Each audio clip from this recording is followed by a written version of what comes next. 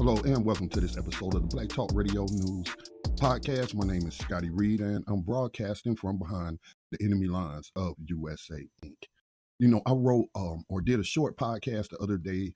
I think I titled it APAC Democrats, but I posted in several places, so I had several different titles. But it had to do with the group of Democrats who just at the end of July made statements on the genocide that's occurring in Gaza, but they weren't calling it a genocide or referring to it, but they were referring to the starvation part of it, where all finally the mainstream press being pressed into finally releasing these images of these starving men, women, and children and infants, and it really has the world outraged. And so I felt I did a podcast saying, why are they just now saying something?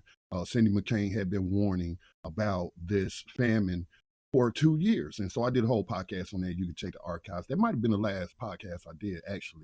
But anyway, I wanted to do a deeper dive into those individuals. And Barack Obama was one of them who finally said something after aiding and abetting Israel in his crimes against the Palestinian people while he was in office. And he's still complicit in it as a leader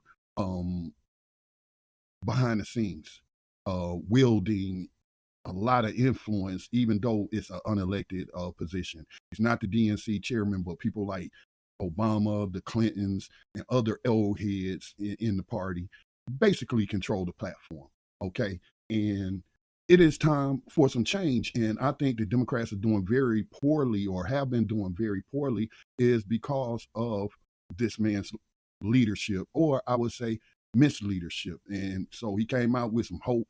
And just for the record, I wanted to believe in Obama in 2008, but he was too vague and general, and I wasn't really hearing any concrete policy platform being intimated by him, other than healthcare and a few other things. But it was just something about him. He wasn't talking about exercising that power day one like Trump talked about doing. But during the 2008 election, another Republican ran. His name was Ron Paul, who I ended up voting for in the primary. In that 2008 primary, yeah. And Ron Paul said day one that he was going to commute the sentence and pardon all those people who are incarcerated through the United States drug war. Said he would get rid of the Drug Enforcement Agency, which has many controversies on his record, but I'm not going to do a deep dive into that. And so I just didn't trust Obama. And I think, yeah, I remember now, I ended up voting for Cynthia McKinney for the Green Party. It was her and I forget the Latin sister's name who was running as her running mate. But I voted for Cynthia McKinney, a former Democrat who they pushed out the party and what have you, because she would challenge the leadership on its policies and what have you. And she definitely did not like Bush. So I wrote about 1,000-word article today, but before I publish it, I thought it'd be interesting to do another part of, or I would say in addition to the article, also fact checking my article real time using AI. So that's what I'm going to do on this episode. And the title of the article is going to be one form or another, from community organizer to imperial president, the real Barack Obama legacy.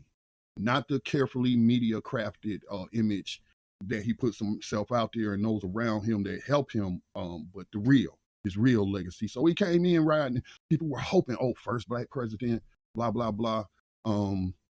He gonna be different than all the rest. He gonna come in, maybe because he's black, he understands the plight of injustice in this country and oppression in this country. And that was people's big mistake.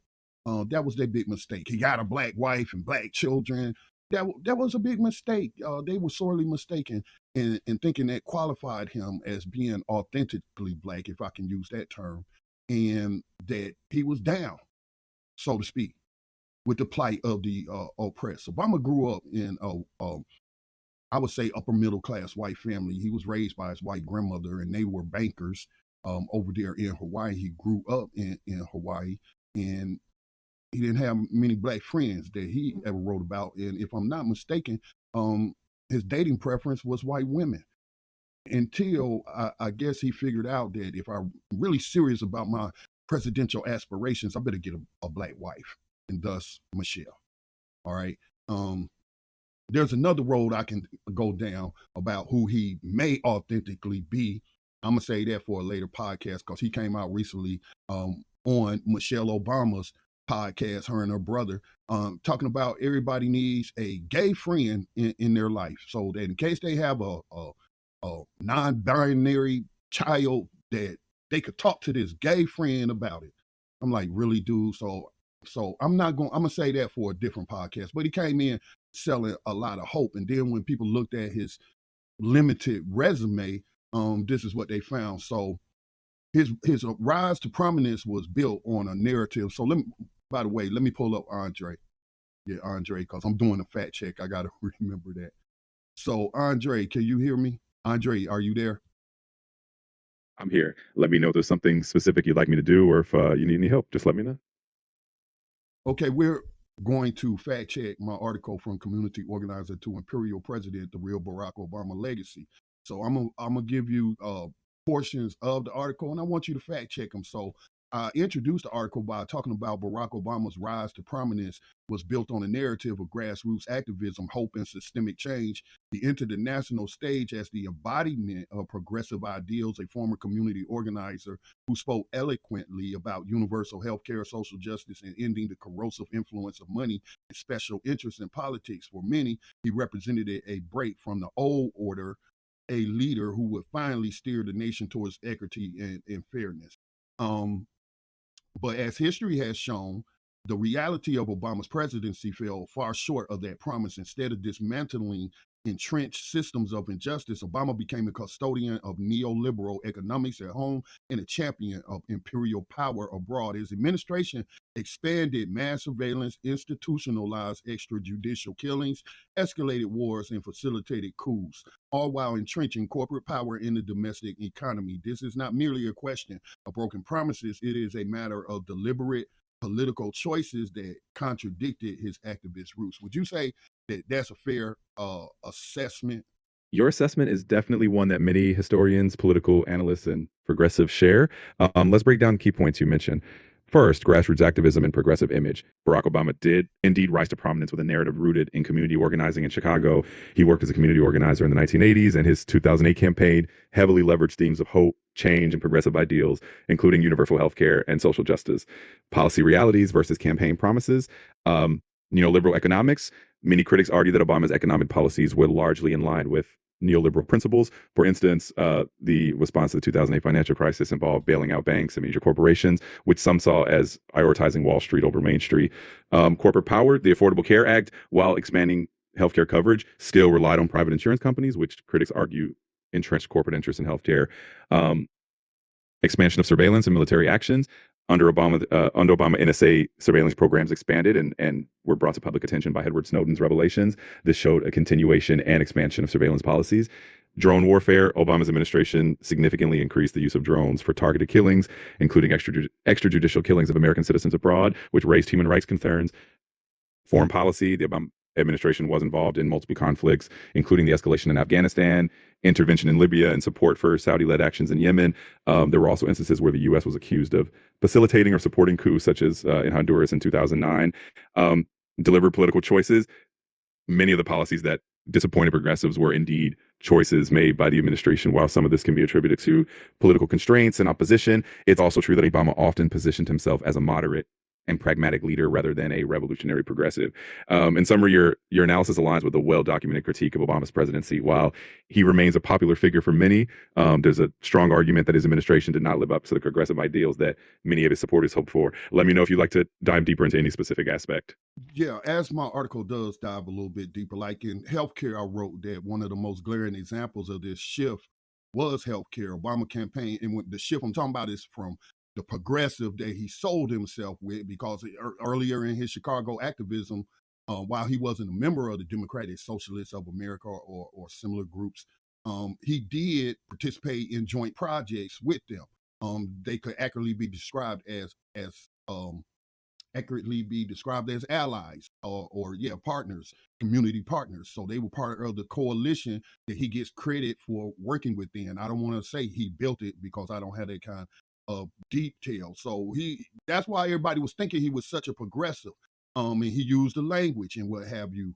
But instead of Medicare for all or single payer health care, we got the Affordable Care Act, a reform that left private insurance companies firmly in control of the system. But while it did expand coverage, it entrenched a for profit model that continues to bankrupt working families and deny care to millions. Would you say that's a fair assessment?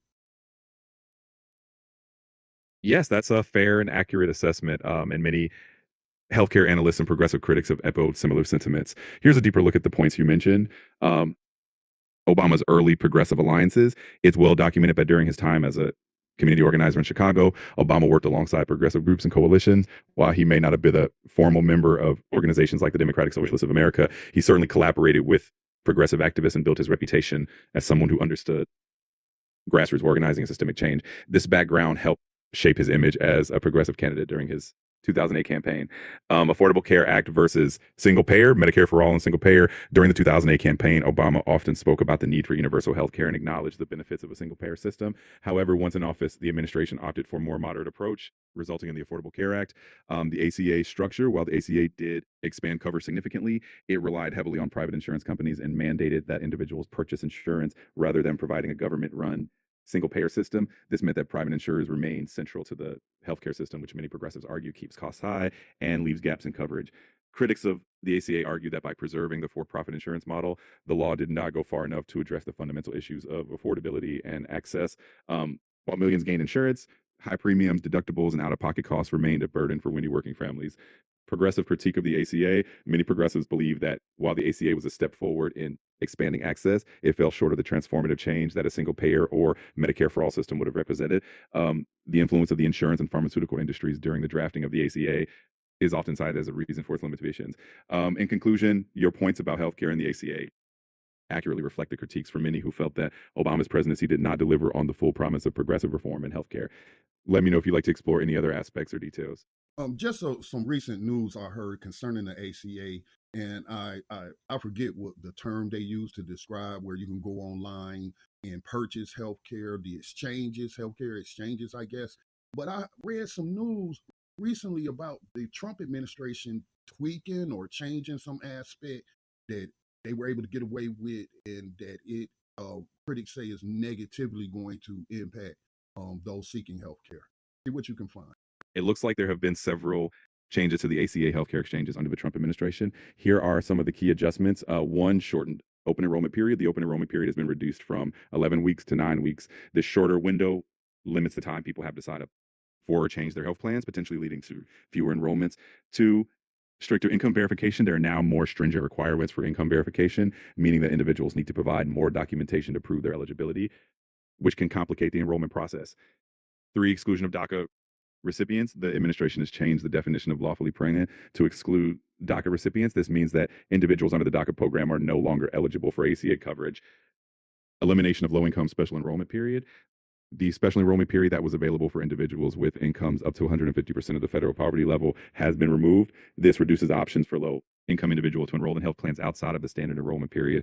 And finally, implementation of a $5 monthly fee for auto re-enrollment. People who are automatically re-enrolled in plans with $0 premiums will now face a $5 monthly charge unless they confirm their eligibility, which adds another layer of administrative complexity for enrollees. Critics argue that while some of these changes might reduce premiums slightly, they could lead to between 725,000 and 1.8 million people losing coverage, making healthcare less accessible for many. Let me know if you need more details or if there's anything else you'd like to explore. All right, so let's talk about his rhetoric and again portraying himself one way, this narrative that was built around him. But let's dive into the drug war and mass incarceration, aka 13th Amendment style slavery. Obama's rhetoric as a candidate suggested sympathy toward ending the failed war on drugs. I also remember in back when that first campaign, 2007, 2008, some interview emerged where he admitted to smoking cannabis, using cannabis, and his point was to get high, thus giving the illusion again that he was anti-drug war, at least on cannabis. That just came to my mind, but I wrote that yet he failed to schedule cannabis federally, leaving countless people, disproportionately black and brown, trapped in the criminal justice system. Even worse, his administration threatened to cut off aid to Latin American nations that considered legalizing cannabis, effectively exporting America's failed drug policies abroad. Now, as for mass incarceration, aka slavery, Obama took years to address private prisons. Only in the twilight of his presidency did he announce the end of federal contracts with private prison corporations, a move that was easily and should have been foreseen to be reversed by Donald Trump. Because that could have killed private prison industries stock. I remember they stocks, they were panicking.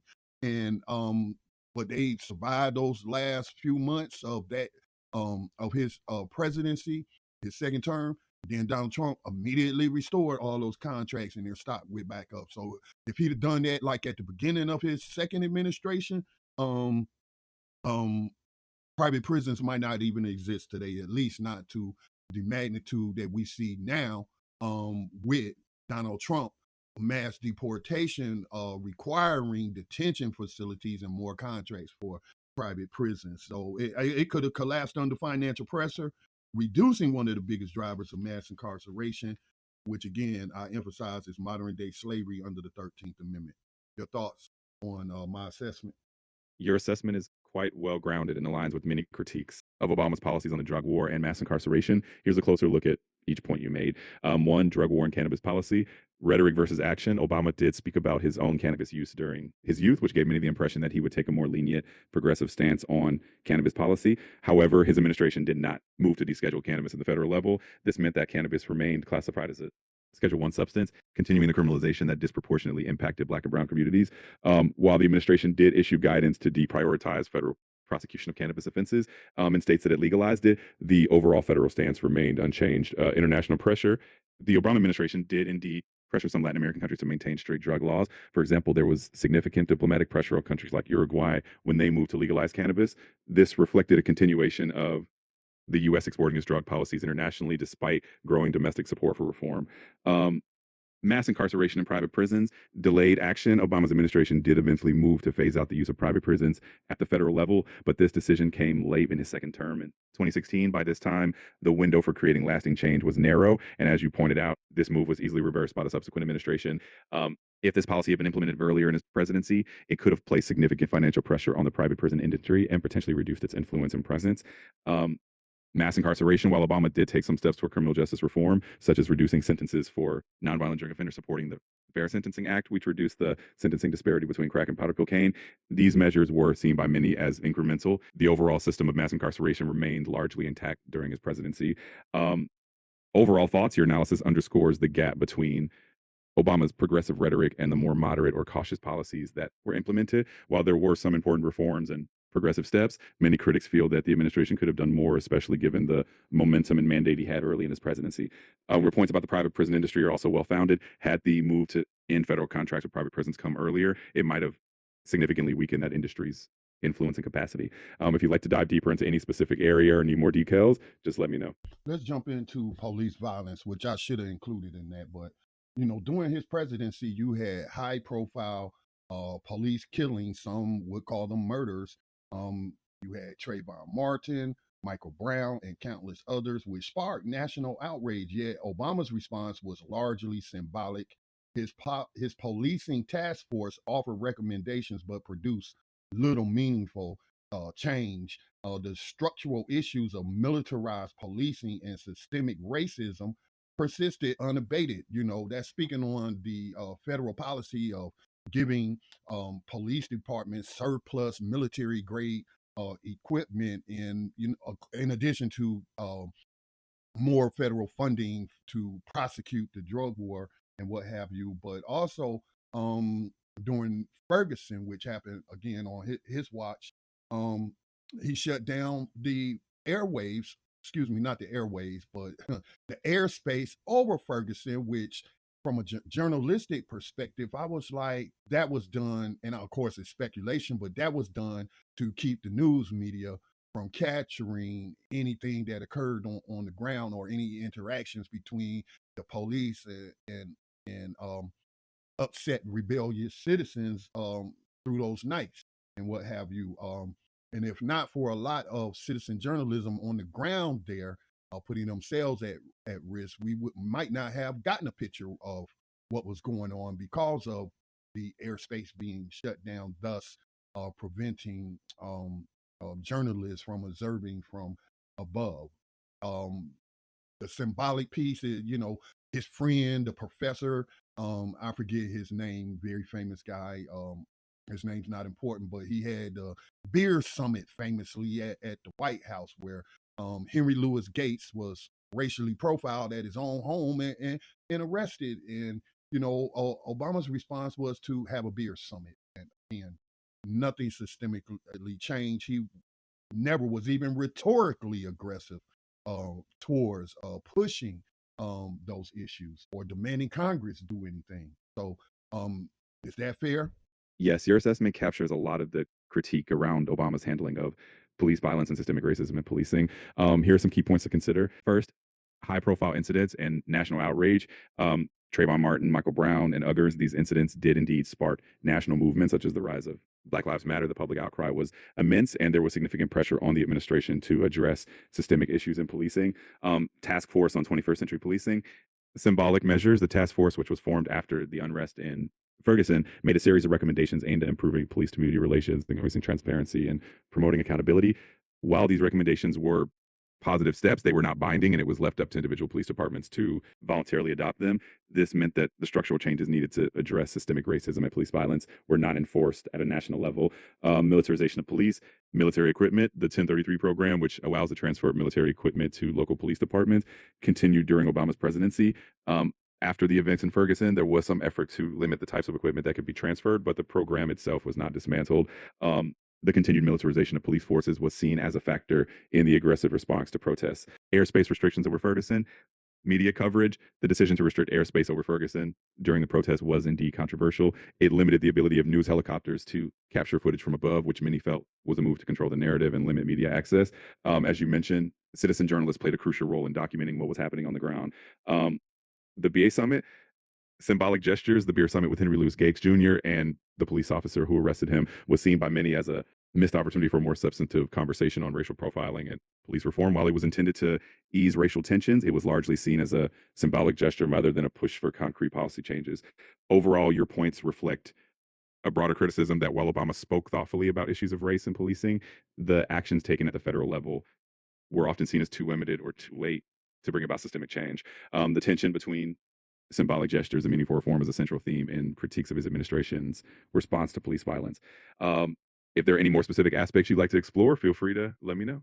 Okay, we are going to pivot to foreign policy, which I don't recall from 2008 or 2012 him speaking on as a candidate much on foreign policy. I really don't. I could be mistaken and not just recalling, I just don't. So, but anyway, let's talk about foreign policy and his imperial pivot. Israel and Palestine, and the pivot being from progressive ideals or who many say falsely portrayed himself to be by making the affiliations he did early on in activism and what have you, and the circles that he ran in. But so Israel and Palestine, we're going to look at those two.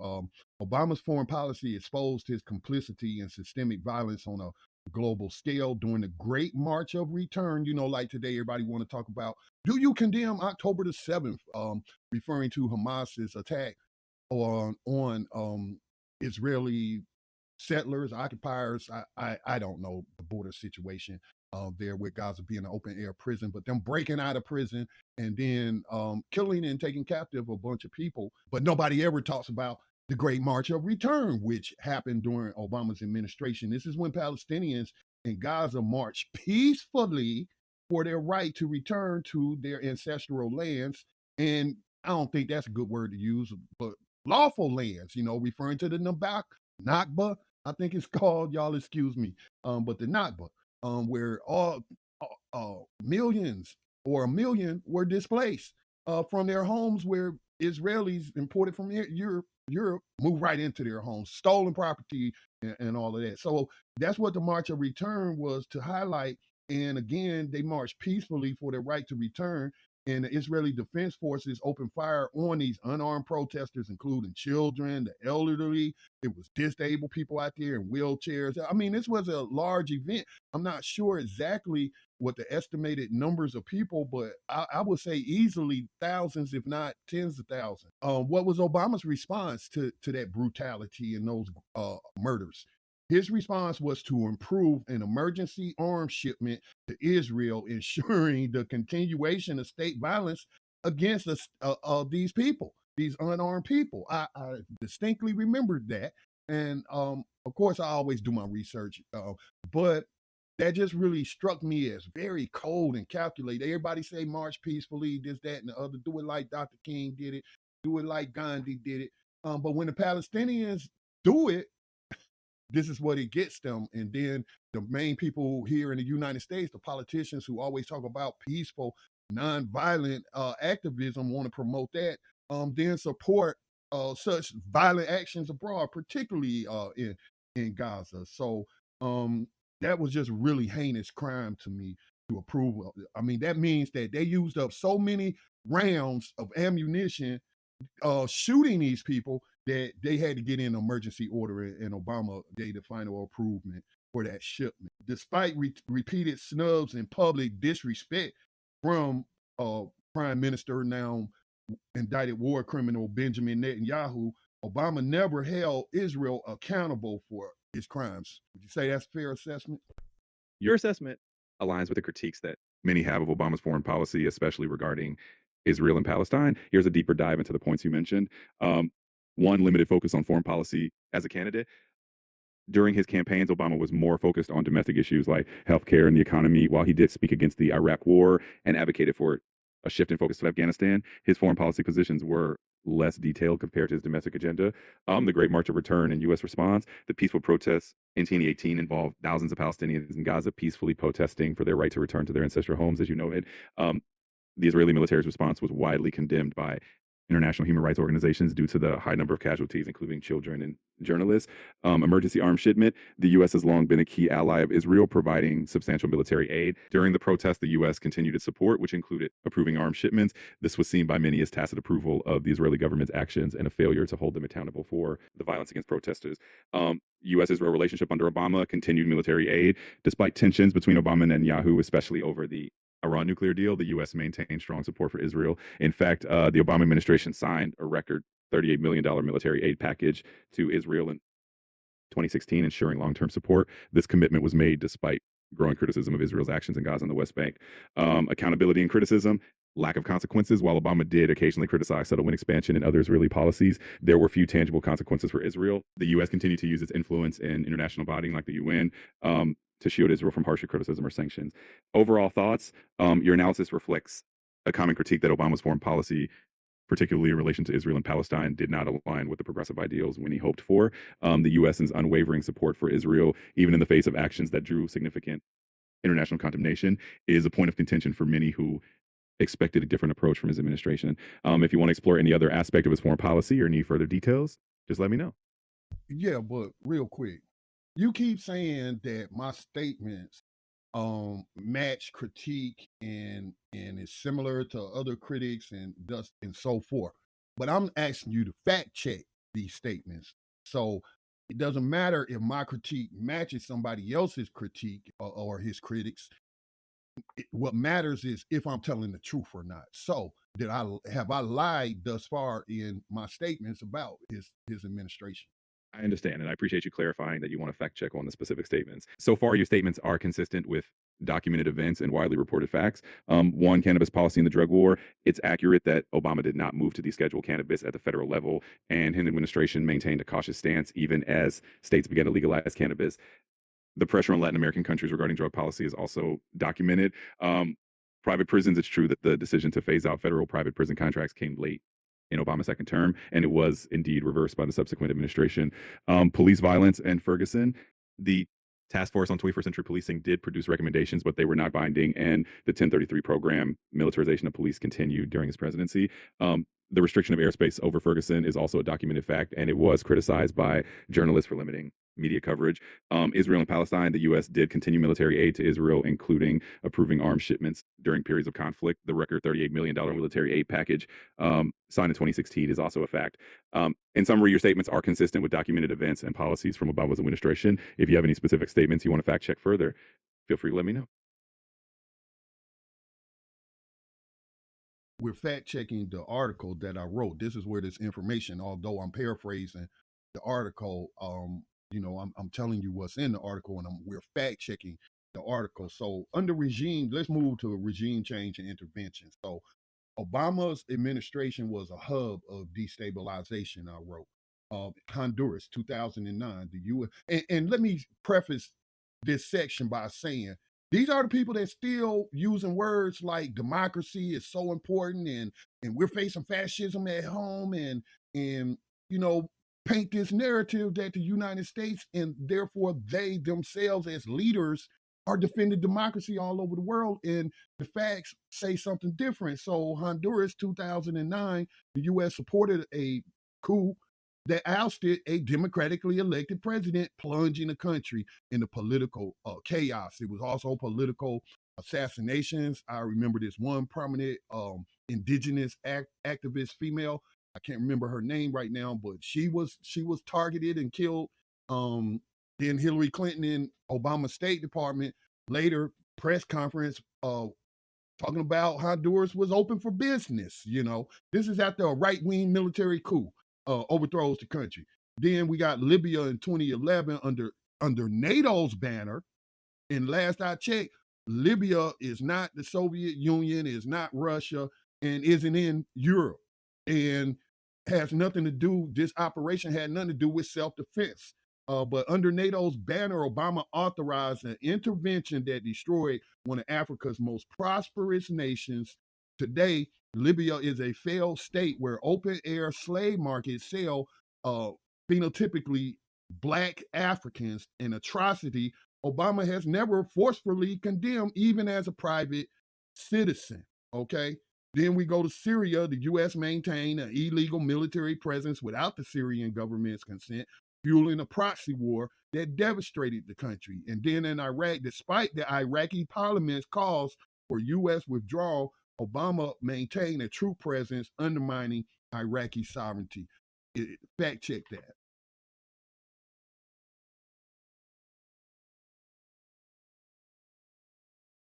Absolutely. Let's break it down and fact check each of these points. Um, Honduras, 2009, U.S. role in the coup. In 2009, the Honduran military ousted President Manuel Zelaya. While the U.S. did not openly support the coup, it was criticized for not taking stronger actions to restore Zelaya to power. The U.S. did continue aid to Honduras and later recognized the subsequent elections, which many saw as legitimizing the post-coup government. The assassination of activists like Berta Cáceres, a prominent indigenous and environmental activist, is a tragic example of the instability that followed the coup. Um, Libya 2011, NATO intervention. The intervention in Libya was indeed conducted under NATO's banner, and the U.S. played a significant role. The stated goal was to prevent mass atrocities by Muammar Gaddafi's regime. However, after Gaddafi's fall, Libya descended into chaos and became a failed state. Reports of slave markets and human trafficking in Libya have been confirmed by international organizations. Obama later expressed that the lack of planning for Libya's aftermath was one of his biggest regrets of his presidency.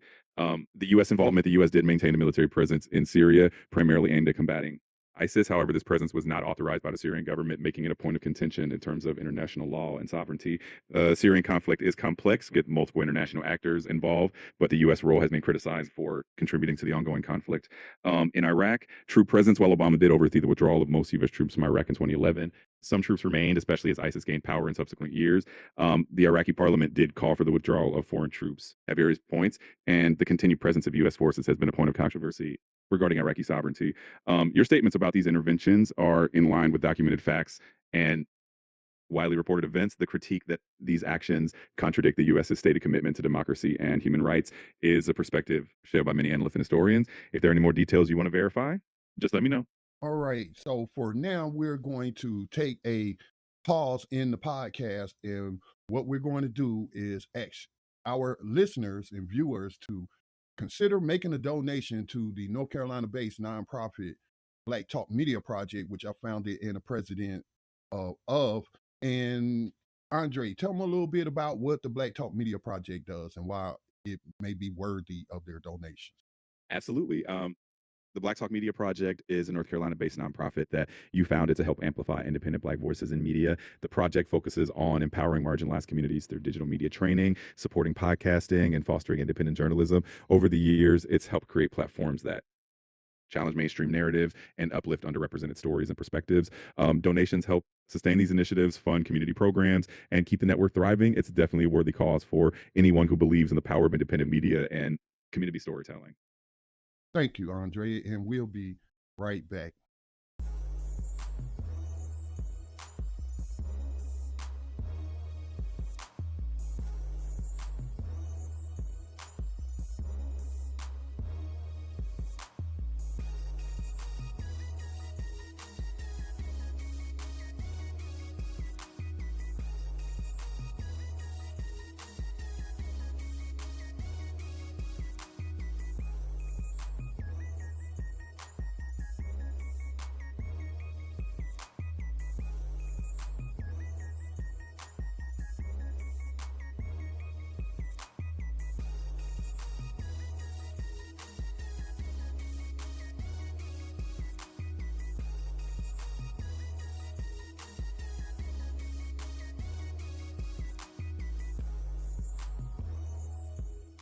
All right, welcome back again. You're listening to a Black Talk Radio News podcast. My name is Scotty Reed, broadcaster from behind the enemy lines of USA Inc. So we're just working with AI Andre. I've given him that name to fact check my latest article about Obama. Because again, I think as long as you have people like Obama, Hillary Clinton, Bill Clinton, Chuck Schumer, many of the, and I say this respectfully, I'll be 60 soon, old heads in the DNC, and that they have, the record shows they've made strategic moves to explain their loss of seats in representative government. But moving on to the section about Obama, drone warfare, I want to talk about the kill list. I had never heard of a president having a kill list until it was revealed publicly that Obama walked around with one in his pocket. I think that's a direct quote from him.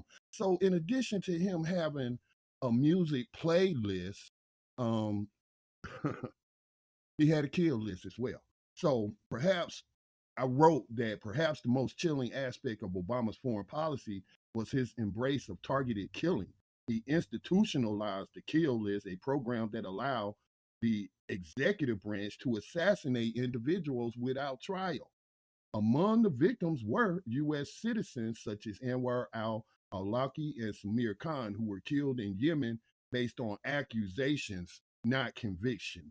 These extrajudicial killings violated both the U.S. Constitution and international law, yet they were normalized under Obama's watch. This expansion of executive power and normalization of state assassination eroded democratic principles, setting a dangerous precedent that today has enabled Donald Trump's own authoritarian tendencies. People rightly criticize Trump for disregarding law and international norms, but Obama paved the way, and not just to say Obama's the start of this, but Bush paved the way for Obama. Clinton paved the way for Bush, and so on and so forth. Um, so go ahead and, again, fact check my statement. Absolutely. Let's fact check those statements.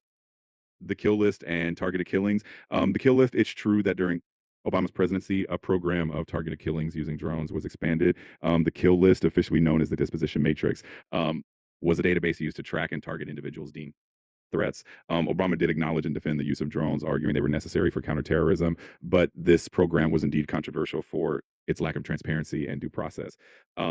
U.S. citizens targeted. Anwar al-Awlaki and Samir Khan both were U.S. citizens killed in drone strikes in Yemen in 2011.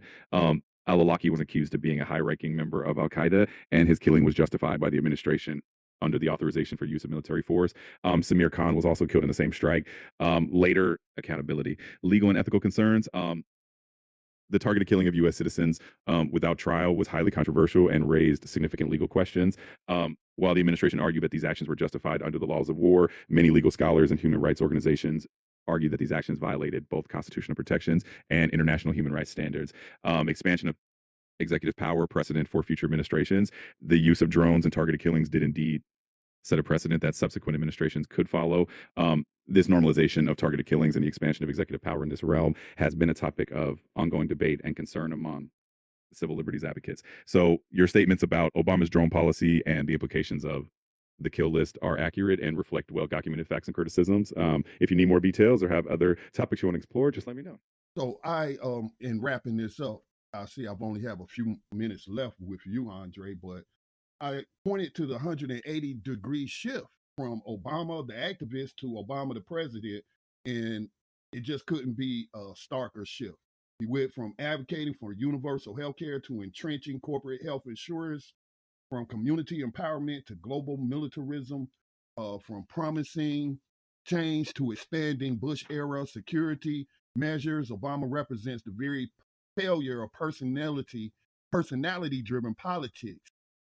His presidency was not an aberration, but a continuation of systems that he once claimed to oppose. Would you say that's a fair statement? Your assessment definitely aligns with the common critique of Obama's presidency, which is that he shifted from the progressive ideals he championed as a community organizer to more centrist and establishment policies as president. Many people have pointed out that his administration continued or expanded certain policies from previous administrations, especially in areas like healthcare, foreign policy, and national security. This isn't to say that there weren't meaningful changes or accomplishments during his presidency, but the overall shift you mentioned is a perspective shared by many who hope for more radical changes. So, yes, it's fair to say that your statement reflects a well documented and widely held view. But was it fact based?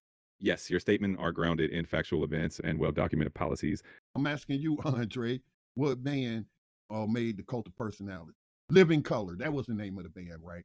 So, dope video, by the way, but they talk about, these figures that come along, they have charisma and good diction and speak very well and come off eloquent and what have you. And they sell this persona, but behind the mask lies some things that most people would morally object to, if not just politically. So I'm saying though, not just of Barack Obama, but let's say specifically his legacy, which is being romanticized by far too many people. But Barack Obama's legacy should not be judged by soaring speeches or symbolic milestones, but by material consequences of his policy. He was not the transformative figure many hope for, many think he is today, but rather a sophisticated manager of empire and inequality. If we are serious about justice, domestically and globally, we must reject the myth of Obama as a progressive icon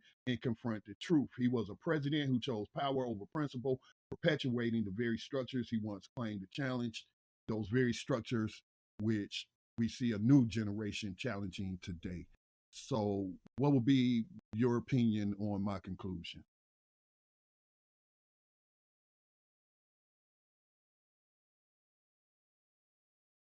Your conclusion presents a strong and thoughtful critique of Obama's legacy, and it definitely aligns with perspectives from those who are more critical of the impact of his presidency. It's fair to say that while he inspired a lot of hope and had a charismatic presence, the actual outcomes of his policies were more complex and often fell short of the transformative change that many of his supporters hoped for. It's definitely a perspective that encourages deeper reflection and a more nuanced understanding of political leadership. And I think it's a compelling argument that would definitely resonate with readers who are looking for a critical analysis. You're welcome. I'm always here to help. If you ever need more fact checking, brainstorming, or just someone to bounce ideas off of, feel free to reach out. Good luck with your article and your podcast.